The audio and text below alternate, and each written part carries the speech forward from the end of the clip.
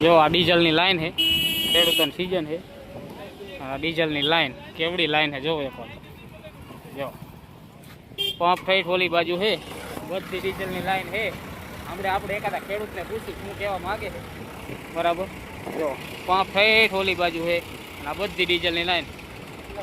ના તારો સીન તો પહેલા આવી ગયો. જો અમારા 2 વાર પૂરાઈ ગયો ડીઝલ લાઈનમાં રહીને, 2 વાર પૂરાઈ ગયો હાર્દિક. જો આ લાઈન છે મોટી જબર.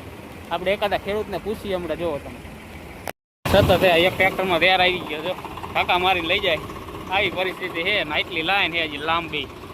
ખેડૂત છે લાઈનમાં અમારા સંજયભાઈ, એને પૂછી શું વ્યવસ્થા છે. બોલો સંજયભાઈ, શું લાઈનમાં હો તમે?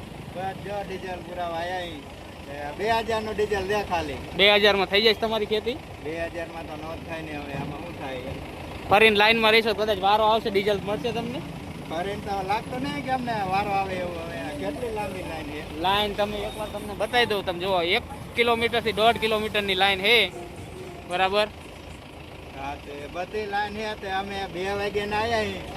હવે હાથ ખાવાય લગભગ હાથ તો થઈ જ જાય છે. ભૂખ લાગી છે ને? હવે ભૂખે લાગી ને તરસે લાગી. કોઈ પાણી દેવા ના આવતું. તો અહીંથી પછી કેરબાની લાઈન ચાલુ થાય છે. તમને પંપે જઈને બતાવું કેટલા કેરબાન લાઈન કેવડી ભીડ છે. ના ટ્રેક્ટરની લાઈન અમારો હિન્દુ છે, બધું નિહાળે છે, નિરીક્ષણ કરે છે બધું. અને આપણે જઈએ પંપ બાજુ.